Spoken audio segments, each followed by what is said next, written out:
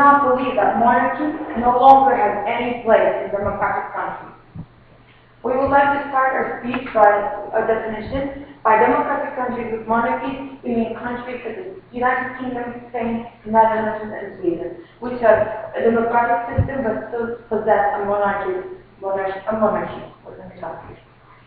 Today we believe that monarchy and democracy are two different ideas that cannot coexist, and we will prove this to you under 3 points in my speech.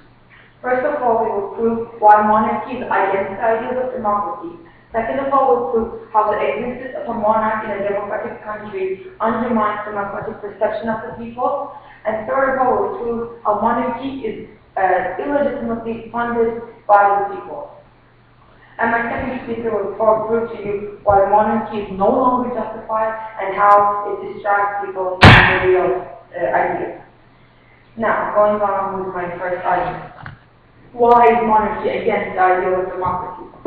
First of all, we believe the fundamental idea of democracy is that everyone is born socially equal. We believe that in a democracy, when you are born, you have no advantage over other people to get where you want. We believe that when a certain person is upper class, the moment is born, and not that it's rich, but socially upper class, that people accept their idea that he or she, the monarch, is above them without any consent, we believe this undermines the idea of democracy, of equality and democracy. We believe that when people consent, that other people have authority over them without any legitimacy, we believe this undermines their idea of what democracy should be. Second of all, legitimacy of an authority. We believe in democracy. Legitimacy of an authority is given by the people, and therefore we are looking for consent in this case. We believe that democratic countries have elections, and people vote for who wants to rule them. And even though in countries these people do not have much political power left, they're still seen as the head of state by other countries, and there still exists international relations, which we believe is unjustifiable if should be living in a democratic system. We believe that these people are not chosen by their people, and therefore them representing them is illegitimate. Furthermore, we believe they will never ever, even if they do represent the people who are actually have any ties with them, we believe they will never represent the minorities in the community, which are refugees and immigrants that are actually people who have no ties with the monarchy. Third of all, we believe that in a democracy, the most important idea is that you should have the opportunity you have, any opportunity you want. We believe that many prime ministers we see in countries come from poor backgrounds. They come from socially less socially advantageous conditions. But we believe that in a democracy, we are telling people that even if you work as hard as you want, even if you give all your efforts, you will never become a monarch. You will never become as good as them. You will always be lower, less important. So we believe that stripping the people of these opportunities, telling people this is contradicting with the idea of democracy, that you should have the opportunity to become as reputable, as prestigious as you want. Going into my second argument. We believe that the existence of a monarch in a democratic country undermines the democratic perception of people. First of all, a clarification. We believe that people cannot perpetuate a system if they do not fully internalize it.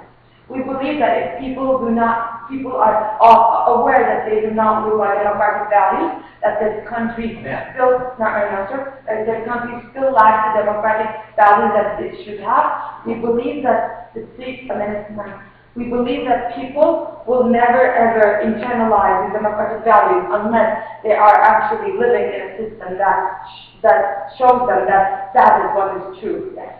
In fact, today in society, we see that monarchs are actually promoting democratic values abroad by having good relationships with the United Nations, for example. We believe that the people in a country will never see their monarch as an equal to them. They are able to see their time ministers as equals. They're able to see anyone who is rich and powerful as equals in a social way. But the monarch will always be upper class, and so by this birthright. And we believe this is not acceptable in a democratic system. But going on with my argument, we believe that in the status quo, by preserving monarchies and democratic systems, we make people think that monarchy is more important, that all that monarchy brings, which we do not believe is good, more important than the democratic values that we try to make people believe. And it's not only this. We believe that people will eventually believe that having a family rule over them just by birthright will make them feel that their consent is not there, that this is unjustified. And because this is unjustified, they will start thinking democracy is not as important to perpetuate as it is, and in the long run, they will have the perception that it is not as important. Second of all, we believe that people will never realize the important notion of democracy, of equality, in this idea of having a monarch there with the democracy.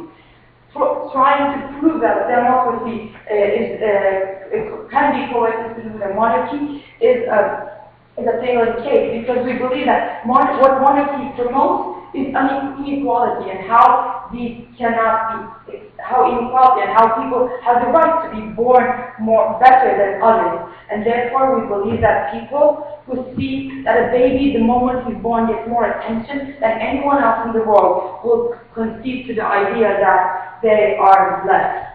Going on with my third argument, public funding. We believe that in countries where there is still a monarchy, the people are paying for the monarchy. And we believe that these countries still lack in many ideas. We believe that there are still homeless people in this country. We believe that there is still lacking in healthcare. And even if all these cases are innocent, we believe that countries such as Spain should focus more on their economy, focus bettering of their people, instead of actually funding what the monarch eats and which jet he flies in. We believe that this is also against the taxpayer principle. We believe that when people say tax, they expect the money to bring a direct benefit to them. We believe that when the money goes to living the luxurious life of another person, in this case the monarch, we do not believe that this is justifiable for the people. We believe that it contradicts with the tax principle. Furthermore, we believe that forcing the immigrants in the country, forcing the minorities in the country to pay for a monarch with whom he has no historical ties is simply illegitimate. Because democracy can never coexist with monarchy, and because the people will never internalize democratic values unless we eliminate monarchy, go far.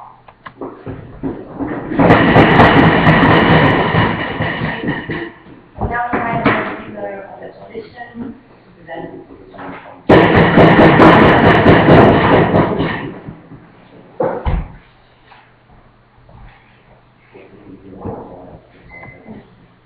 A monarchy is an asset to any political system that must be valued for the advantages and progress that it brings to a democracy.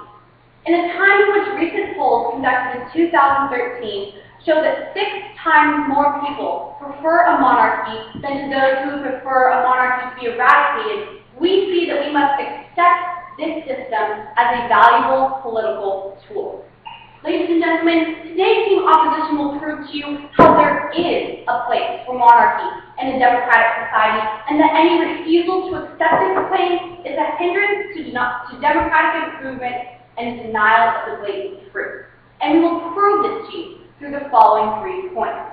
First, we will show you how monarchy improves diplomacy. Secondly, we will show how monarchy creates stability. And finally, we will touch on the fact that a monarchy promotes cultural and national identity. I will enter the first 2 points, and my second speaker will re-enter the first 2 points, then validate our third claim. Today's team proposition must prove to you the burden that it is never appropriate for a monarchy in a democratic country. While we only need to prove to you that a monarchy is appropriate in democratic countries in general. And through evidence and rational reasoning, we will win the case, because the team proposition simply does not have a chance to win this side on this argument. Up and down the bench, we will prove to you that a monarchy does not hinder democracy, but in fact, they complement democracy, and we will prove this up and down the bench. So before I enter my points of positive matter, I would like to take a moment to refute some of Team Proposition's points. They said that a monarchy is against the idea of democracy, that democracy creates a socially unequal society. However, as stated in this statistic in my introduction, democracy is directly supported by the people. People don't feel that the monarchs are unfair. They, in fact, feel that the monarchs create positive relationships within these people that, as my points will address, allow for the problems within the national and international community to be solved. They said that the legitimacy of the democracy is not there because the people vote for who they want to rule. But when we see that the people directly support the monarchy, regardless of whether or not they were voted into office, that the monarchies are legitimized because the people are supporting them. Now, secondly, they said that it undermines democratic perception of people. The people who do not have votes to get them into democracy are not legitimized within this power. First of all, we already have prime ministers that allow people to voice their opinions that have a great deal more power than these monarchs do. So when prime ministers and things of that nature already exist, there's no need for a second vote for these monarchies, because these monarchies then can do things that these prime ministers and these governmental structures cannot do, and this is how it achieves democracy and improves upon democracy. And finally, they said that it is illegitimate, one moment please, representation of the people. However, monarchs bring about benefits and luxuries that they can receive and allow them to complete tasks that the prime ministers can't, and that's what I will address in my point. But first, yes. Right. You initially explained that they serve no purpose and most tasks were undertaken by the Prime Minister. However, you later contradict yourself by saying that they can do tasks that the Prime Minister could not. Is this not a contradiction in your opinion? We say that the monarchy does not have political power, but they have power to improve diplomacy and improve relationships with nations that the political power that the Prime Minister has allows it not to do. And that takes me into my first point, actually, which is diplomacy. These monarchs are diplomats who can improve positive interactions with countries. We see this in one of the most prominent monarchies known to the world, and that is that of Great Britain. We see Queen Elizabeth contributing through ideas in the UN. We see Prince Harry contributing to world international travel, helping to alleviate poverty, helping to bring into existence the ideas of the problems of the world. We see through Queen Diana, who went to many third world countries to help bring interactions with these problems and bring them to the international table. They are solving these problems in depth, and they are going out to other countries and gaining the other countries' trust because they are not tied to the political powers that these prime ministers do have. These prime ministers are tied to the powers that they promote and represent, but because the monarchy does not have a lot of political power, they can go into the international community and in fact preach their ideas. They are doing these things and setting a positive precedent. A positive precedent not only in the international scale, but a positive precedent within their nation as role models for improving the status of people within their nation and people within the international community. These monarchs can actually reach out to other countries because they are not directly involved in Parliament and therefore are not directly tied to the ideas that Parliament represents. They can go into the other countries and improve practices, as we saw from the three examples that I gave of these countries, because of the ties that they do not have, because they are not prime ministers, but they are monarchs. And finally, they can bring problems to the forefront of the international community because they have a role in both places. Because they have a role in social interactions through their monarchy status, but have connections to the political interactions of these prime ministers, they are able to do both, and it is in this way that they in fact improve democracy. And that is the benefit that they serve to the democratic process, and one of the reasons why they are in fact so important. So now let's take a look at this second point, which describes how monarchies promote stability. When we have, unlike elected government officials, under term limits, monarchies create stability within government. Monarchies are not cycled through under term limit conditions. They are there for a very long period of time, and that's something the prime ministers just cannot do. They are a stable presence within a country, and they provide a unique view within government that elected officials can't. They balance out all problems within democracy because of the many different perspectives that they bring to the table within their respective country, state, or government.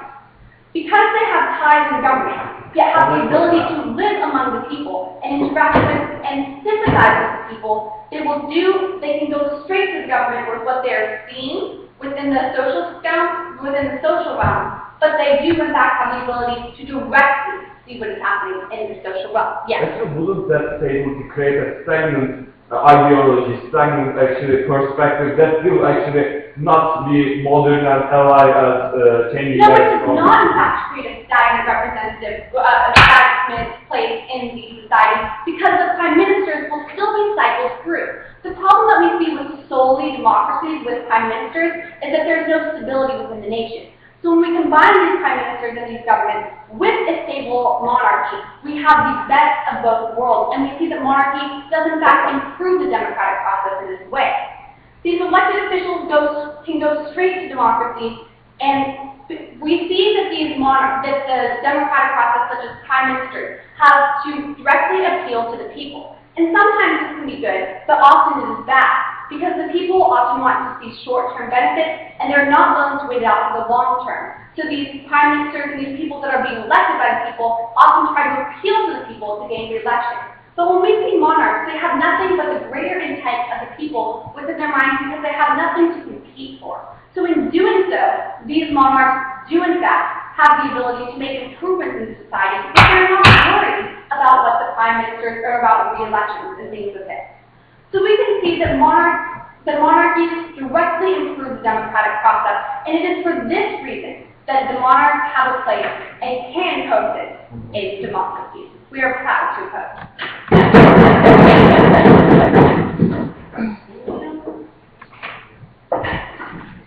Now, we give the answer for position delivery. Thank you.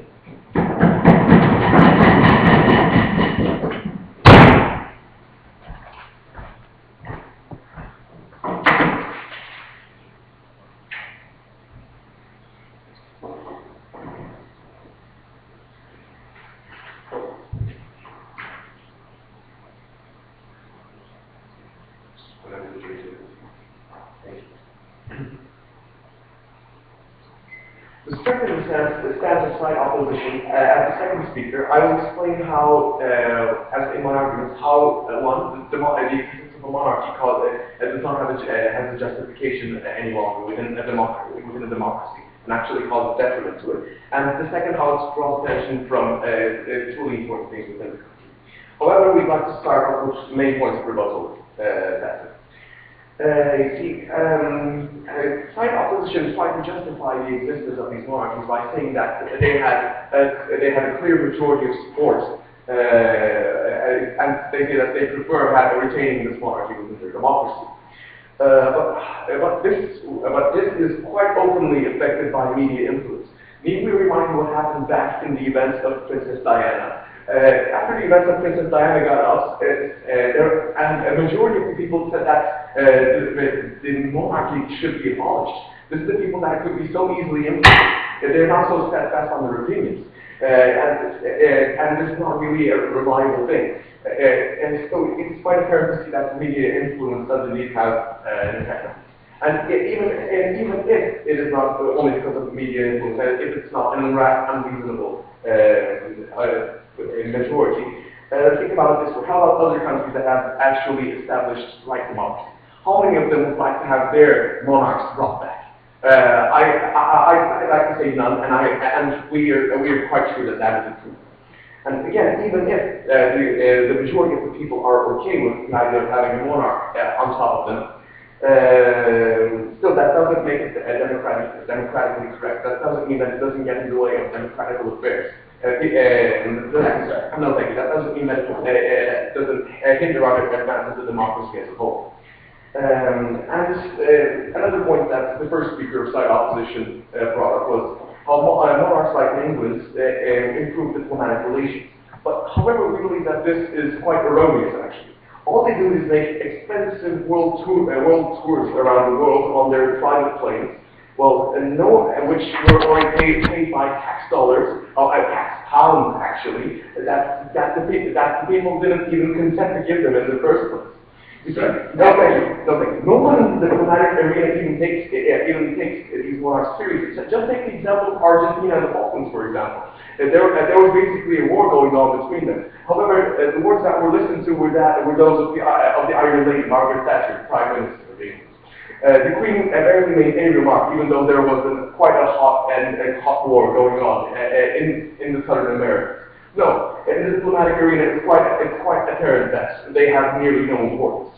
We believe that they said that they look after the benefits of their people, but we believe again that this is a huge mystery. That's also erroneous because they were never chosen by the people to look after their benefits. How could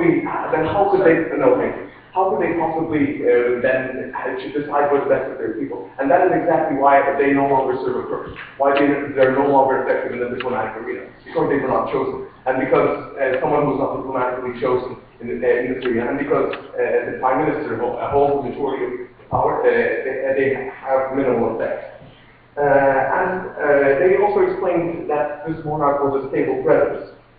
But we believe that just being a stable presence isn't actually much of a benefit. I mean, a stable presence means that no matter what the will of the people may be, it is immovable, it is unchangeable, and no matter how big they mess up, it's almost impossible to remove them. So yes, we don't want a stable presence. As a government, as a democracy, we'd like a president that would change with the will of the people, which is not a monarchy. No, thank you. I'll take you after this final review. And the final point was that of culture. You see that they say that these monarchies are instrumental in the retainment of culture. But how about the other cultures who abolished their monarchy? Like Germany abolished the Kaiser. France abolished its own king. And right now they're not missing out on any of their culture. None of their history has vanished. But they still have their own culture, not affected by anyone else. Let's take a look at what the royal family is doing. Prince Harry going and playing strip poker with his friends and creating other cultures, I think it could be considered a culture. So no, we don't believe that they wouldn't exploit the culture either. So if we'd not like to tarry any longer and move on to our own numbers, any points? They say that the monarchy does not allow for the will of the people, that because of their place in society and their connections with government, they can directly show the will of the people. And while democracy without a monarchy is fine, the will of the people, it is actually an improvement on democracy because of this state. Well, we again think that that's an erroneous assumption. They say that they have a tie with the government. However, that is not really true. And they have nearly no connection with the people. The only connection they have with the people is take their money and use it for their own luxury. To buy another jet plane, perhaps. Well, the people of their country still have poverty. We do not think that is exactly looking after people, ladies and gentlemen. Alright, moving on to our own points. First, no justification and it serves no purpose. You see, they used to have a justification, these monarchs, for existence because they wanted to serve a purpose. They made important decisions and looked after the benefit of their own people, their own folk. They protected them. They made important economical decisions. They made important diplomatic decisions. However, after the transaction to democracy, they completely lost this justification. They have nearly no function in the diplomatic arena. Important decisions are made through the parliament, through democracy. And the only thing they do is, nowadays, is stand there, look cute, and spend the money of the taxpayers who never consented to give them that capital in the first place. You see, there is a higher diplomatic authority within these countries, which is the parliament. The monarch's existence is trivial and actually detrimental. It goes against the basic ideals of democracy that every man is born equal. But when you have a monarch, every other man, there's one king, one royal family, and everyone else is the royal rabble. Everyone else is just a common rabble. We do not want to have something like that. We do not accept something like that because it goes against all ideas of democracy. We do not think that a democracy can function like that, as we've demonstrated on many levels. And the second point is a distraction of the people. You see, they cause detriment to society once more, in our second argument, with trivial and unimportant issues. Let's take a look at two hypothetical situations. What would happen in those newspapers? A baby is raised on the same day of the birth of the royal baby. You see, it would take a few days until the news about the raised baby would come out. First, it would be the birth of the royal baby. Secondly, how it was the first time he drank milk. And the third day when he took his first food. No, it's only after that the people of England would only start to hear about his children. That is the type of worship that goes on, worship to this royal family that goes on in England. That is how much the people of England miss out on the important point. And also, while British troops go and fight in Afghanistan, the public's attention is drawn away by, once again, Prince Harry going and playing strip poker with his friends. Yes, this was actually a headline in BBC News while the Afghanistan conflict was still going on. Yes, ladies and gentlemen. You see, they draw attention away from what is truly important. We want any country would want involved citizens and not sheep.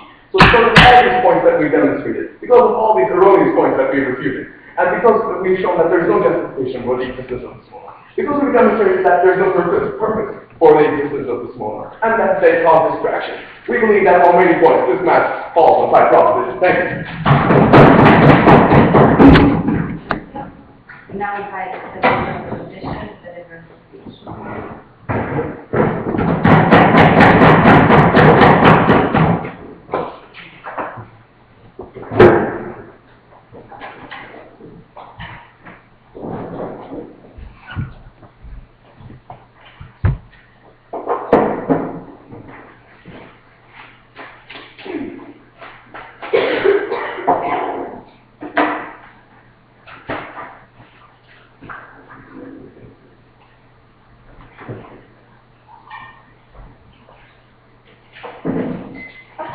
Is under constant pressure, is vulnerable to corruption, always takes into account what lobbyists have to say, and is always under scrutiny and public decision.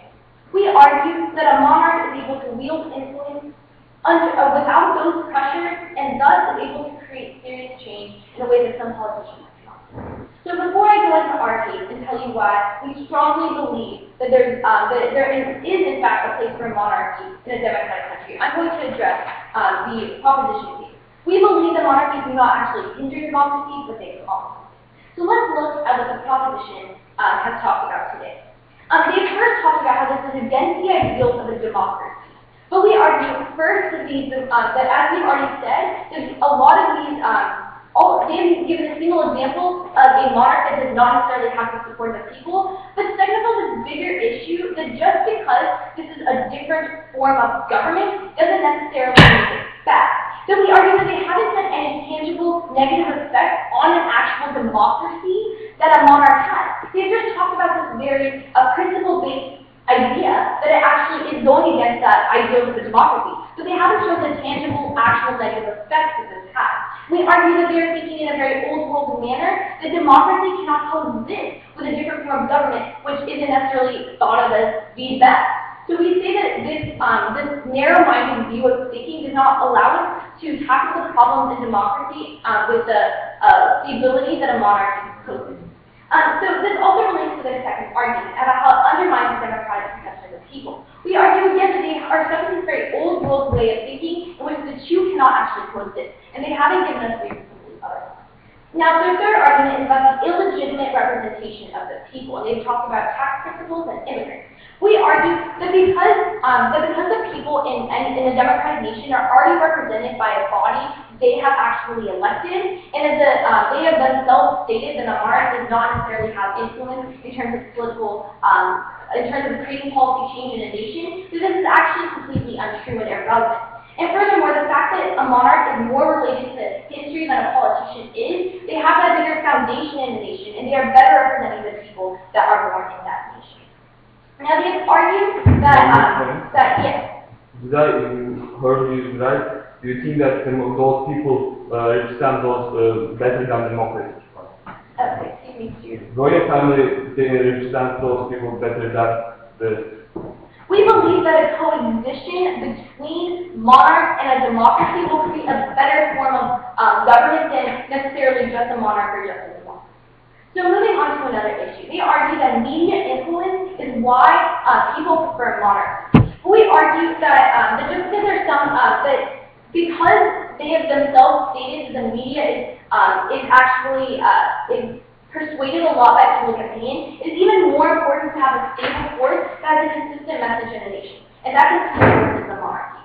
But moving on to our own case, we have three arguments in this debate. The first of which about how a monarch has the unique ability to create diplomacy. We argue that they are in this unique position to create better relations with other countries because they aren't directly related to the decision-making body in a nation, and that they, in fact, will have different priorities and goals because they aren't pressured by the people and by the citizens. And they are able to create more genuine relationships with other diplomats in the international community, and this genuity that isn't often seen in politicians is what can lead to political change. We argue that a monarch actually has the time to go out and make these connections that a politician wouldn't have because they are blinded by the people and they always have to be in whatever capital of the nation it is to create, to discuss policy issues in a nation. Now, why is this important? Because we argue that a monarch can actually create serious change, as we have shown you by the examples our first speaker has stated with different monarchs in Great Britain. But furthermore, that it creates a better image for the nation, and that it can increase peaceful relations between nations and increase constructive engagement worldwide. Now, moving on to our second argument about stability. We argue that while politicians will come and go, a monarch is consistent and will be staying in their position for a long period of time. And we argue that this creates a consistent message to the international and one's own nation. And that may not be actually possible when you have different politicians and different parties coming back and forth. And that this monarch is actually familiar to the people because the family has been in power for so long. And a lot of these monarchs are in fact more transparent than we see in politicians in these nations because they aren't rifled by corruption and lawsuits. This stabilizes public opinion and lowers international trepidation about new leaders in these large influential nations. We argue that during times of crisis, these monarchs are able to be powerful symbols of hope and inspiration and keep a nation grounded. Now, again, why is this important?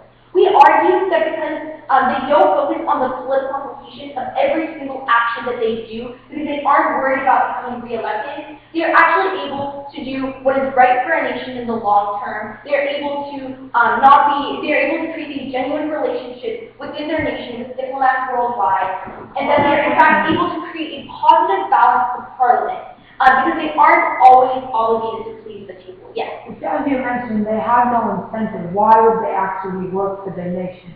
Well, we've seen in the past that they are working for their nation. So these monarchs are going out into the international community and creating positive change. They do have a stake in their nation because they still are under the public eye from the media, but they aren't worried about being reelected. They do not have lobbies in their ears telling them what to do. They do not have that money incentive for people who don't necessarily have what's in the best interest of the nation.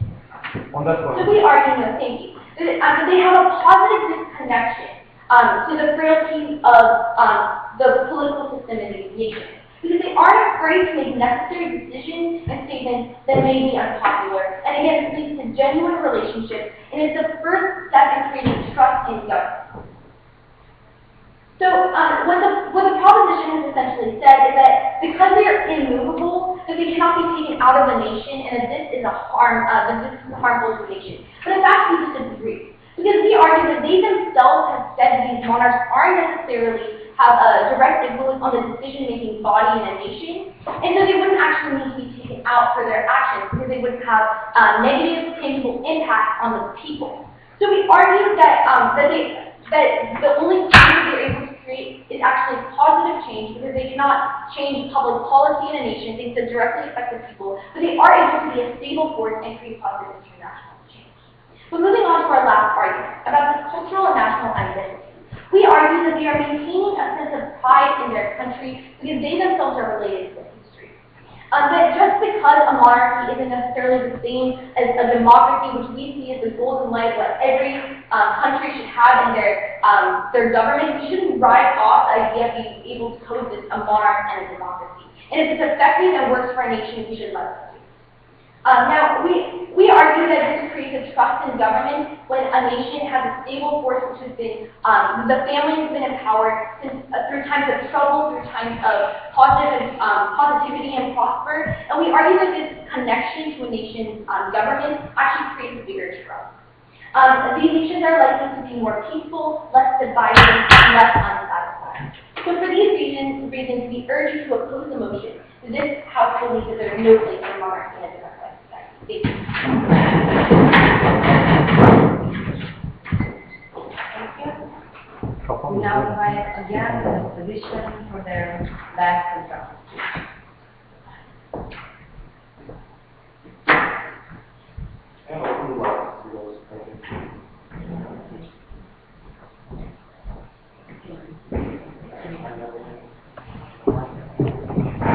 If you can speak afterwards, it's okay.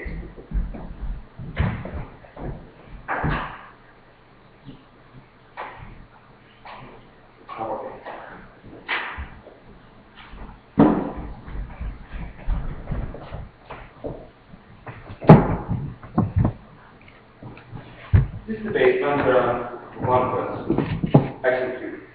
Does monarch have democracy and will it actually go further and improve that? Or is this actually contradictory to those principles? And even if it does actually pass democracy, does it justify? And to answer this question, let's look at their points and our points and compare them. The first point, diplomacy. What was they were saying is actually having this kind of monarchy actually help our diplomatic relations. But 4 points of this. First, they are not professional ones. Those kings, queens are not professional ones, who are not educated like our real diplomats, who are not actually don't know the real education, the real grounds of diplomacy. And secondly, they are most biased because of their historic relations, because of their traditional way of teaching. And they are not really modern because they actually value their old traditional values, but not the universal values that we have. For example, an England queen would think that, yes, we have some problems with India and actually with bias. And third, actually, we don't have any way to control those people. We don't have any control over them because there is no election. Because there is no election, they can do whatever they want. And actually, if you don't have control on those people, then we don't think it's an efficient system. Because we don't think it's an efficient system. Actually, this comes to the point. Yes, politicians have corruption, lobbies and such. But first, it's a conspiracy for those politicians. They couldn't prove us that actually those conspiracies and corruption is real. But even if it is, actually, you can change politicians. If you actually realize that those politicians are corrupted, you can change them. But if those kings or queens are corrupted, or they are biased, if they are not modern, if they don't represent it, you can't change them. There is no value to change it. And so, there is no concern to follow public spending. And actually, against the point that politicians actually follow the benefits of public because they actually incentive to get votes from those people. They act public. That's something that actually we want to extend that. If the public of England don't want to fight in Afghanistan, we don't think that if we want to bring peace to Afghanistan, this is not justifiable at all. We actually, as government, we think that concern of people is important, and what we see in kings and queens is not it's not really working because they don't have political concerns to get off the spot of those things. And what's the thing? Even if actually even if this has democracy in this point, actually, again, there's no control. There's no way of legitimate way of authority. But it's just blood. They actually ignore all of our first positive measures. But we don't think getting authority-wise blood, even you have the popular support, we don't think it's justifiable because according to the democratic principle, we don't think it's totally contradictory. Even if you accept that all people are equal, that you can actually be upper class because you have the family. And came to the second point. Stable. Their point was that yes, they have long-term benefits because we will be stable. No, laziness. 4 points of this. First, you will be stable, not long-term stable, because you will always show the same ideology. But one other thing, but look at the situation in England. It was really different in the 1940s, but in 2000 changed, ladies and gentlemen. Therefore, we want to actually changing system. Again, with this short term, with this changing politicians who are actually control diplomatic area, even if they're bad, you can change them because they're short term. But if a long term power is bad, using their power bad, you can't change them. Nonsense. And second point. Actually, again, in long term things, they don't actually follow the public situation. But what I think, people have right to actually follow the short-term benefits. Even if people just want to have peace in their country, like being peace to Afghanistan wouldn't make any sense for them because they have actually right to just be concerned with that, not to die in a war. But we can't actually force them to consider the long-term benefits of all the world. And for third, ladies and gentlemen, since they explain that those diplomatic powers, those keeping the diplomatic power can have a different voice. We think that it will create a contradiction in diplomatic area. We think that this is a huge practical advantage in that. Why? Because if your prime minister says something and then your queen says something else, actually it will create chaos in diplomatic area and we don't think again it's something good. And actually, but the fourth point, this will relay on issues because your queen and your prime minister will agree upon those things if they withstand those things together. And we don't think again it will work. And then point about they don't have political power, therefore they will only be positive. But no, if they have diplomatic power, actually this gives them the actual power to be not only positive but negative. But I think on diplomatic level you can do negative things. You can just support sometimes war because your actually blood actually was enemies with friends with some other countries, and they don't show this country.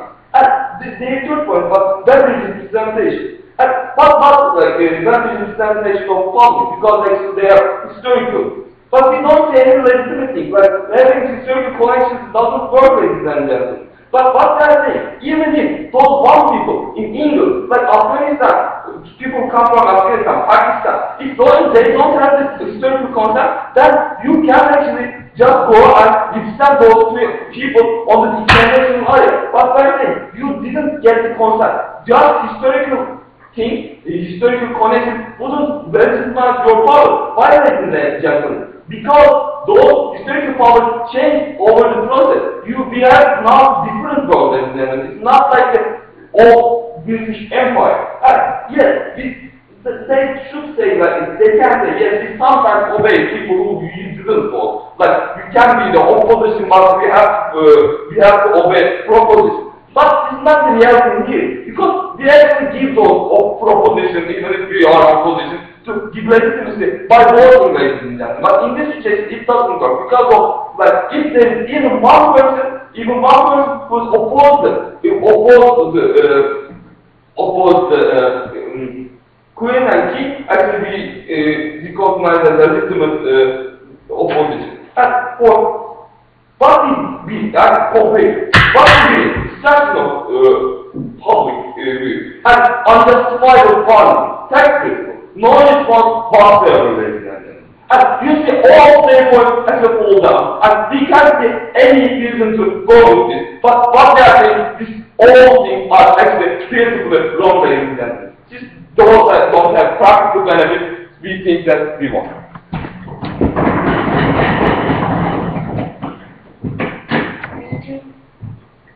And now we invite the first speaker of the opposition to present the debate from their point of view.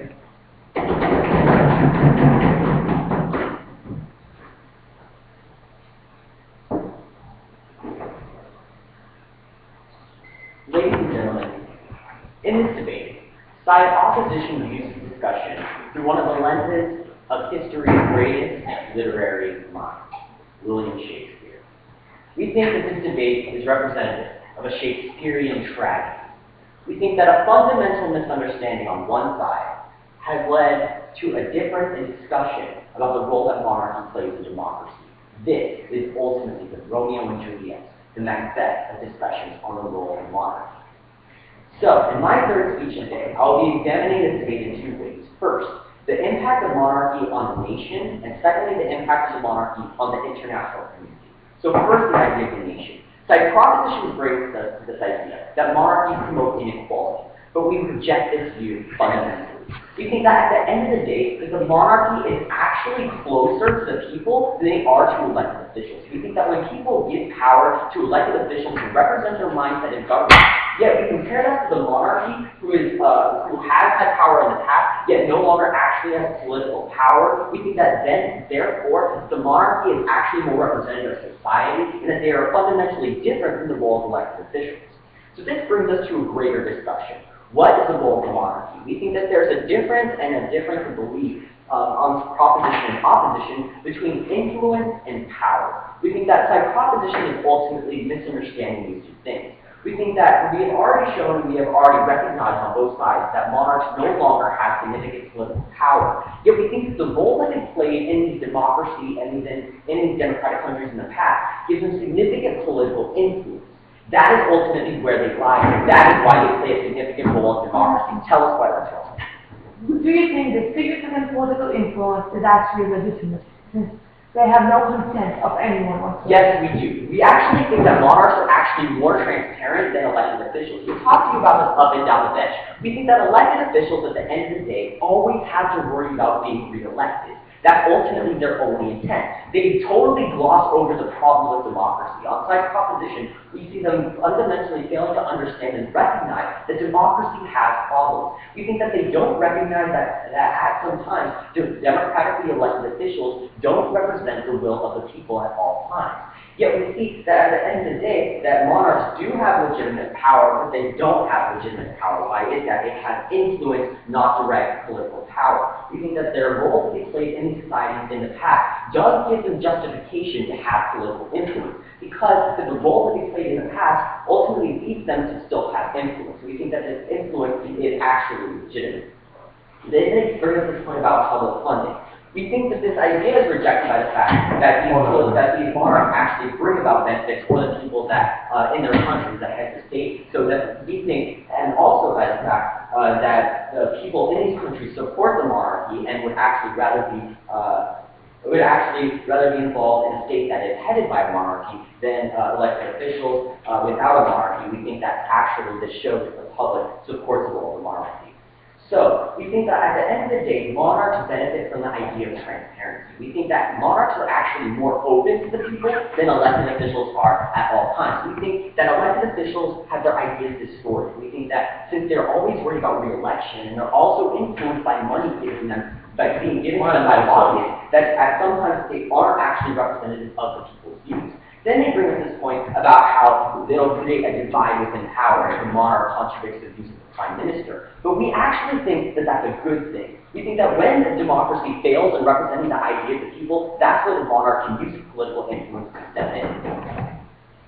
So, we think that they're confused about the role of elected officials. They bring us this idea about how it's not legitimate for the monarch to actually have political power. Yet we think that that's actually the role of the people. They refute this idea of stability that we bring up by saying that elected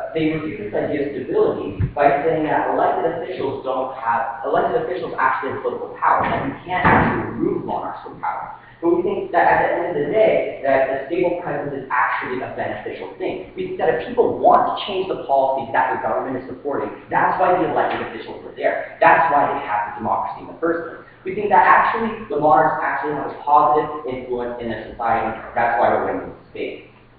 So ultimately, let's move on to our second major benefit. Let's talk to you about the role that they play at the national level. We brought to you today two major points about the benefits of democratic monarchies. First, we talked about stability, and we also talked about national identity. We think that monarchs provide a unique perspective in government that elected officials can't, because their views are ultimately convoluted by the factors that we've talked to you about down the bench. But first, yes. You keep mentioning how they've had a positive influence on these countries' diplomatic relations with others, but however, you provided absolutely no concrete evidence or events. Yes, we Yeah, we're talking about how Queen Elizabeth has spoken to the United Nations, that they've been a representative of England, and ultimately spoken about the political influence of the people. We think that that's concrete evidence that these monarchies actually have a role in the diplomatic relations with the international community, and I'll talk to you about that later on in my speech. So we think that on the point of stability, that monarchs provide a constant face in a constantly changing political environment. We think that elected officials are constantly moving in and out of government, and monarchs can provide ultimately a positive and consistent stance on humanitarian issues that they so often support while the monarchs are serving as head of state. We think that the public acceptance justifies that they have a positive influence in the international community. Furthermore, we brought to you this idea of national identity. We think that the cultural significance that they play in their country, and also the fact that they worked at the state before, justifies the political influence that they have in the international community today. So, now let's get to this idea of what role they play in the international community. We think that they first said that they don't play a role in diplomacy, but we fundamentally reject this idea. We think that another reason why monarchs are unique and different from elected officials is that they aren't always concerned with their national interests. They aren't always concerned with solely their national interests. They can take time out of, something that elected officials can't do, and actually concern themselves with problems in the international community. And we think this is often the case. States are taking time to examine humanitarian issues and go around, travel the globe, and ultimately combat problems that the international community faces. So we think that they can work with global leaders in solving global problems, and they can also serve to promote the ideas of the people in the influential diplomatic organizations that I have talked to you about. So we think that because the monarchs provide an idea of stability on the national level, they also do so on the international level. We think that they provide a consistent view on policy concerning humanitarian issues, and the fact that they don't have term limits doesn't mean that they always are subject to these outside factors. So ultimately, why does side opposition win this debate?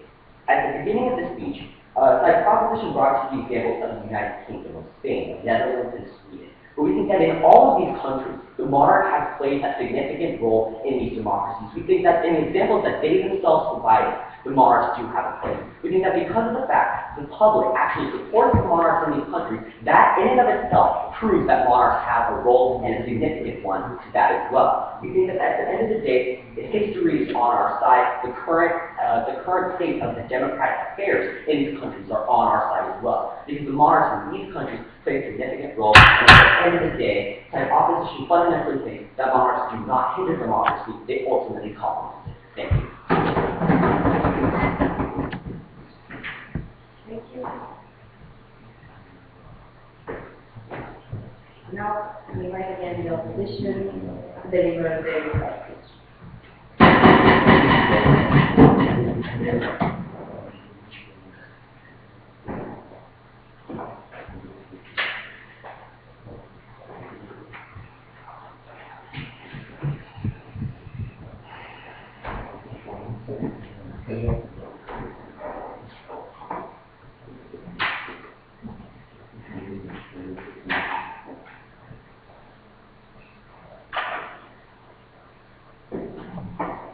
Innovation and improvement are two keys to success within a society.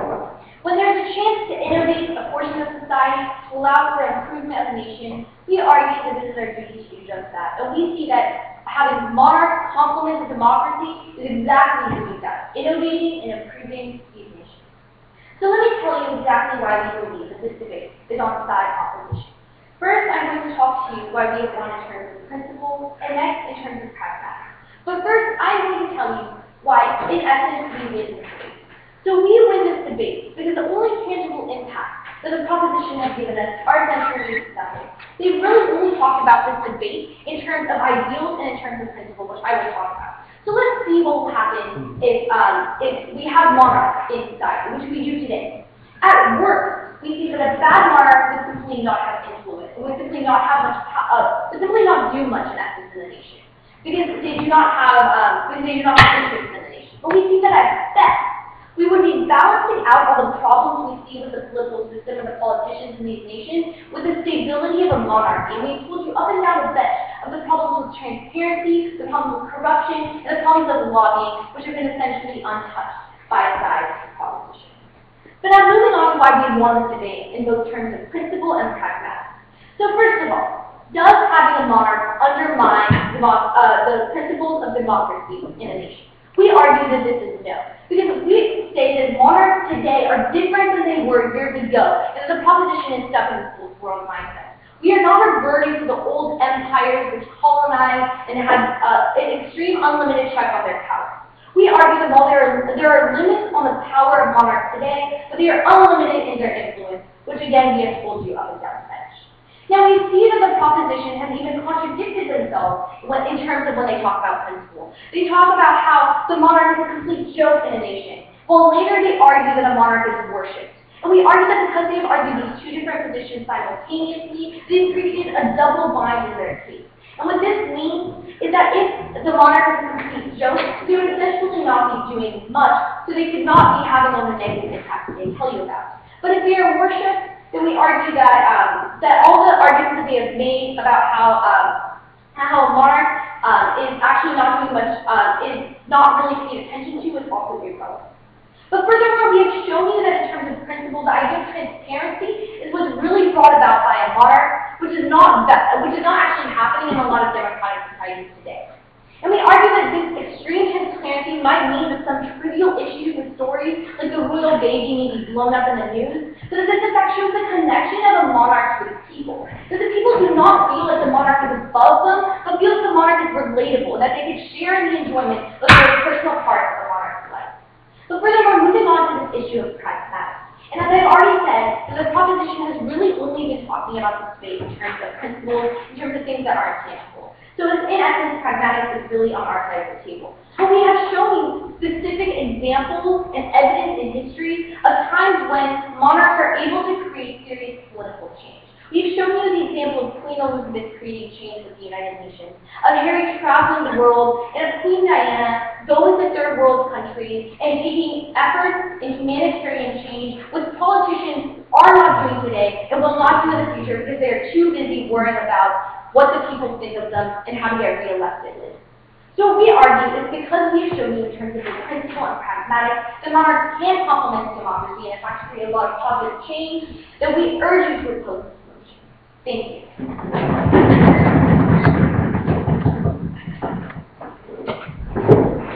To end the debate, we invite the position from the floor there.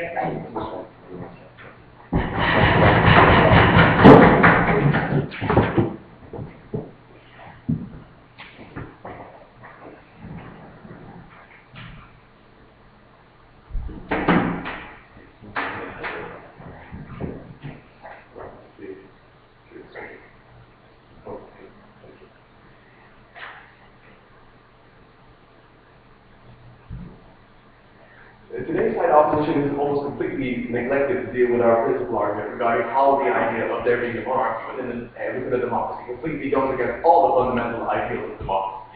And they try to make you giving a couple of practical benefits that may or that they have not even demonstrated to be true. They will first talk about our principal argumentation that they did not refute, or did not even touch upon for that matter. What's the point? The basis of our democratic argument is that all men are supposed to be born equal. But with the existence of a monarch in society, in a democratic society, everyone else becomes the common rebel. You see, in a democracy, everyone can become a prime minister. We're all born with similar opportunities. However, being a monarch is impossible for any human man. It is a right that they claim by birth, and it completely goes against the idea of democracy. The equality of every man.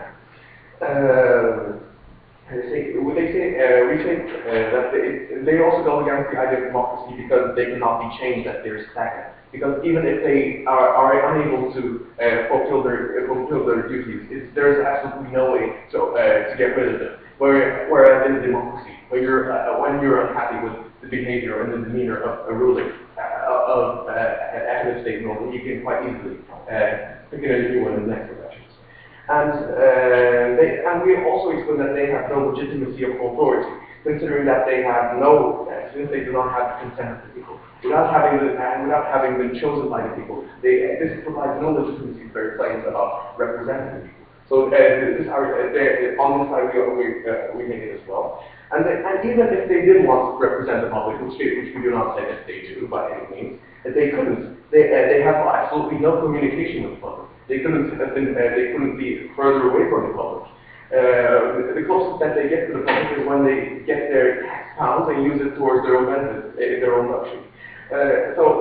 Before we move on to our practical argument, we've explained how they must deal with any of our principal arguments. So on this case, the principal argument falls strongly on side proposition. And we've demonstrated to you clearly how their ideas about monarchy don't clearly go against democracy.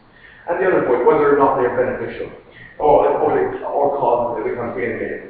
So we explained that at this point we've seen that side opposition has come across us with a contradiction.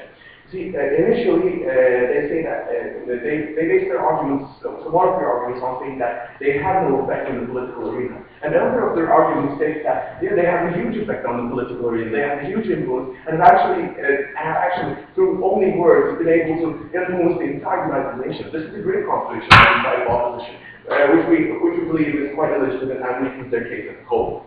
They also gave the point of the abolition of culture along with the monarch. But we have already demonstrated with the example of France and Germany getting rid of their own monarchs in similar societies, that they've not lost any culture. The only culture that these monarchs may be currently providing is just a couple of headlines regarding Prince Harry showing up naked in a bar or something. That is not the culture that we want to preserve. Regarding the point of diplomacy, they've neglected to show us how they have any influence. We've given the example of how the effect of the Prime Minister overrides the Queen, or in the example of England. And they also conceded to this by saying that they only have an influence. However, when it comes to decision making, we quite easily demonstrated at the time that her role is trivial.